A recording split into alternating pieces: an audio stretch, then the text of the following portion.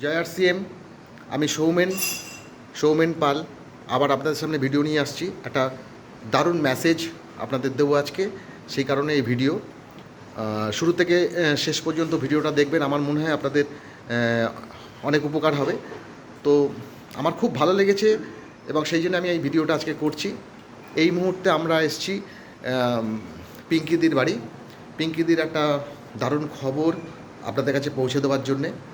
তো পিঙ্কিদির কাছে কথা বলাবো, তার সঙ্গে আমি আগে বিষয়টা একটুখানি বলি। কিছুদিন আগে আমার কাছে খবর আসে ওনার সুগার লেভেলটা খুব হাই। তো সেই কারণে আমি ওনার কাছে চলে আসি এবং ওনার সাথে আমি কথা টথা বলি।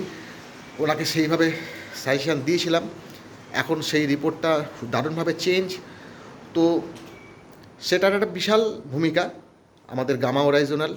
সেই গামা ওরাইজোনাল কী কাজ করেছে সেটা দিদির মুখ থেকে একটুখানি শুনবো, যে ওনার সুগার লেভেলটা কোন জায়গায় ছিল, তখন ডাক্তার কী বলেছে, সেখান থেকে কিভাবে রিকভারি করে আজকের এই জায়গায় এসছে। টোটাল ব্যাপারটা দিদির মুখ থেকে শুনবো। আমরা এখন পিঙ্কিদির কাছে আসছি। দিদি বলুন, যে আপনার যখন যে কোনো কারণবশত যে সুগারটা যে লেভেলে গেছিলো, বা আমাকে ব্লাড টেস্ট করাতে হয়েছিল, সেটা কত তারিখে আপনি ব্লাড টেস্ট করিয়েছিলেন? আমার ব্লাড টেস্টটা মেনলি আমার ডায়াবেটিসটা আগে করে 10-12 বছরের মতো ছিল। তো সেখানে আমার মেডিসিনটা চলতো প্রথম স্টার্টিংয়ে, তারপরে মানে মাঝখানে ইরেগুলার হয়ে গেছিলো। সাপ্লিমেন্টও নিতাম, সাপ্লিমেন্টও নিউট্রিচার্জের সাপ্লিমেন্ট চলতো, কিন্তু সেগুলোও ইরেগুলার ছিল। তো তারপরে যখন আমার শারীরিক কিছু প্রবলেম স্টার্ট হয়, তখন আমি যখন ব্লাড টেস্টটা করাই, ব্লাড টেস্টটা করানোতে তখন আমার যেই মানে যে ব্লাডটা নিয়ে যায়, সে আমাকে সেকেন্ড টাইম ফোন করে বলছে, তোমার শারীরিক কোনো সমস্যা হচ্ছে? আমি বলছি কি না, সেরকম তো কিছু হচ্ছে না। বলছে কোনো সেন্সের কোনো প্রবলেম বা কিছু? আমি বলছি না, সেরকম কিছু হচ্ছে না, এমনি আমি ভালোই আছি। তখন বলছে ঠিক আছে, আমাকে আর তখন কিছু জানায়নি। যা হোক, পরে যে নেক্সট ডেটে যখন আমি ডক্টর ভিজিট করাতে যাই রিপোর্টটা নিয়ে, তখন ডক্টর আমায় বললেন যে আমার যে প্রবলেমগুলো আমি স্যারকে বললাম, যে আমি ইরেগুলার ছিল, মেডিসিন ইরেগুলার ছিল যে কোনো কারণে, যা হোক তো আমি স্যারকে যখন জানালাম, তখন স্যার বললেন যে আপনার যে লেভেলে সুগার রয়েছে, আপনাকে ইমিডিয়েট আমার হসপিটালাইজড করতে হবে। কিন্তু আপনি কি এখন ভালো আছেন? আপনার এখন সিচুয়েশন কী? তখন আমি বললাম আমার কোনো সমস্যা হচ্ছে না, আমি নর্মালি আছি, যেরকম নর্মাল 5টা মানুষ থাকে সেরকমই সমস্যা হচ্ছে না। তখন বললো যে কিন্তু এই যে যা আমার ডায়াবেটিস মানে স্ট্রাকচার রয়েছে, তাতে গিয়ে আপনাকে ইমিডিয়েট আপনার এখন হসপিটালাইজ থাকার কথা। সেখানে আপনি কি করে মানে মানে সুস্থ আছেন, সেটাই আমি বুঝে উঠতে পারছি না। আর আমি যে আপনাকে এখন মেডিসিন দিয়ে যে আপনাকে বাড়ির পথে ছাড়বো, সেটা তো আমি কনফিউজড, যে আপনি রাস্তায় যেতে গিয়ে আপনি সেন্সেস হয়ে পড়ে যাবেন, এরকম একটা সিচুয়েশান আপনার। তো যে কোনো মুহূর্তে হার্ট ব্লকেজ হয়ে যাওয়া বা এরকম হতে পারে, আমার যা ডায়াবেটিস লেভেল রয়েছে। তো সেইখানে দাঁড়িয়ে যা হোক, আমি বাড়িতে আসার পরে আমি সোমেনদার সাথে কন্ট্যাক্ট করি, যে আমার এরকম সিচুয়েশানেও আমি এতটা ভালো আছি কী করে, বা এর আগামী দিনে আমি কী করতে পারি। তখন সোমেনদা বললেন তুমি মেডিসিন নিচ্ছ? আমি বলছি হ্যাঁ, মেডিসিন আমার স্টার্ট হয়ে গেছে। আর সাপ্লিমেন্টের খবর কী? তখন আমি বললাম সাপ্লিমেন্টটা ইরেগুলার ছিল। তো তাতে সোমেনদা আমাকে বললে তুমি ইমিডিয়েট 3টে করে গামা স্টার্ট করো, আর একদম তুমি আর ইরেগুলার করো না। তো আমি 3টে করে গামা স্টার্ট করি। আমার যেদিন ফার্স্ট ডায়াবেটিস চেক করা হয়, তখন সেটা হলো এপ্রিল মাস, 2024-এর এপ্রিলে, 24শে এপ্রিল। তো তখন আমার ডায়াবেটিস মানে 600 আপ। তারপরে যখন আমি কিনা তারপরের 2 মাস পরে গিয়ে আমি গামাটা স্টার্ট করি, এবং মানে তখন থেকে গামাটা স্টার্ট করি। এবং তারপরে এটা হলো আমার একদম প্রথম এপ্রিলের, যেটা আমি ইয়ে করি, যখন ডক্টর আমায় বলেছিলেন যে হসপিটালাইজড হওয়ার কথা। দেখো এই যে এখানে নাম রয়েছে পিঙ্কি দে, ডেটটা হচ্ছে 24/4। 24/4।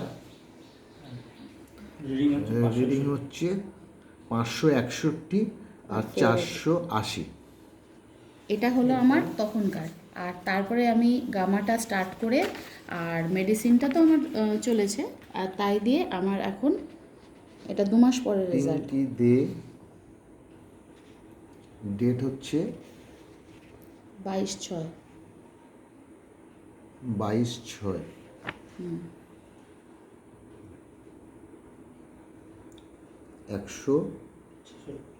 135 আর 166। হুম তবে তো আমি এখন শারীরিকভাবে যথেষ্ট ভালো আছি, ভালো তখনও আমি ছিলাম। তো আমি এটাই মানে সাপ্লিমেন্ট যতক্ষণ আমরা মানে আমাদের শরীরটা কোনো একটা খারাপ ওয়েতে না যায় ততক্ষণ আমরা সাপ্লিমেন্টের মানে গুণাগুণটা বুঝি না। কিন্তু আমি এখন আর ওই কারণেই আমার এটা ইরেগুলার ছিল, আমি অতটা গা করিনি বা অতটা করিনি বলে আমার ইরেগুলার ছিল। বাট এখন যখন আমি এতটা ভালো রেজাল্ট পেয়েছি, রেজাল্ট ইন দ্য সেন্স আমি মানে মৃত্যুর মুখ থেকে ফিরে আসা ইন দ্য সেন্স, এরকম ডক্টর আমাকে সেটাই বলেছিল যে আপনার যে কোনো মুহূর্তে হার্ট ব্লকেজ হয়ে যেতে পারতো এরকম সিচুয়েশানে, কিন্তু আপনি এতটা সুস্থ এতটা ভালোভাবে কথা বলছেন কী করে, আমার সেটাই আমার মানে অবাক করা বিষয়। তো তখন আমি বুঝতে পারি যে, তখনও বুঝিনি, সোমেনদার সাথে কথা বলে আমি বুঝতে পারি যে গামাটা কী। আর এই রেজাল্টটা 2 মাস পরে, এই রেজাল্টটা দেখার পরে আমি একদম স্যাঙ্গুইন যে গামাটা আমার জীবনে আমার ভিতরে কী করেছে। তো আমি এটা কমিটমেন্ট করি যে এটা আর আমি মানে যতদিন আমার শরীর আছে, যতদিন আমার সেন্স আছে, ততদিন আমি এটা আর বন্ধ করব না। জয় আসছি। বুঝতে পারলেন ব্যাপারটা? মেসেজটা আমি নিজেই বলতে পারতাম, কিন্তু দিদির মুখ থেকে শোনালাম, কারণ দিদির নিজে এই জার্নিটা করে এসছেন, ফলে আমি তাই জন্যে দিদির মুখ থেকে শোনালাম যে গামা ওনাকে কোন জায়গায় দাঁড় করিয়ে রেখেছে, যে ইরেগুলার গামা খাওয়ার পরেও উনি এই সাপোর্টটা পেয়েছেন। এখন কন্টিনিউ করার পরে রিপোর্টটা দেখলেন, ওষুধ তো আগেও রেগুলার ছিল, এখনও একটু রেগুলার হয়েছে। তো গামার রেজাল্টটা এরকমভাবে আমরা পাচ্ছি সমস্ত জায়গা থেকে। তো আপনারা প্রত্যেকে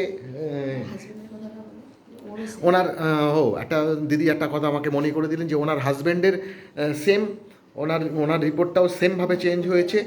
ঠিক আছে, তো আমি রিপোর্টটাও একটু, হাজব্যান্ডের রিপোর্টটাও একটু দেখিয়ে দিই। এটা হচ্ছে আপনার ডেটটা কোথায়, এইখানে 24/4 কাজল দে। এখানে রিপোর্টটা দেখুন, 24/4 হচ্ছে 419,651। গামা স্টার্ট করার পরে কাজল কোথায় গেল, ডেটটা 22/6, রিপোর্টটা কি এসছে 96 আর 218, 218। বুঝতেই পাচ্ছেন, দুটো রিপোর্ট দেখালাম, তথ্য দিয়ে প্রমাণ দিয়ে আপনাদের আজকে ভিডিওটা দেখালাম। যদিও ভিডিওটা অনেকটা বড় হয়েছে, তবু রিকোয়েস্ট করব আপনারা এটাকে পারলে কাজে লাগান। জয় RCM।